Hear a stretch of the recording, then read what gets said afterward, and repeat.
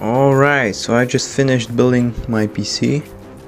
As you can see, it has GeForce 1660 Super, also Intel i7 11700K, and 16 gigs of RAM.